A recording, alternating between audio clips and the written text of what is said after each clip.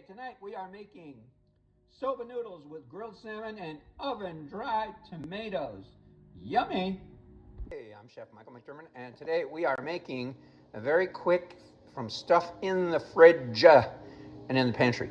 I've got some buckwheat noodles. They take about 8 minutes to cook. Got some water on the boil, a little olive oil.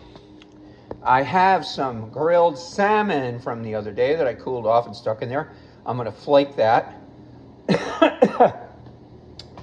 Excuse me. Then I have some oven-dried, vine-ripe tomatoes that I made today, so I'm going to put that in there as well.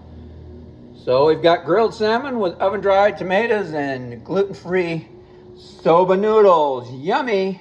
Wow, look at that! Soba buckwheat noodles with oven-dried tomatoes and flaked grilled salmon. Yummy!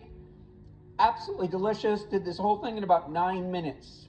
Longest thing it takes is to boil the water.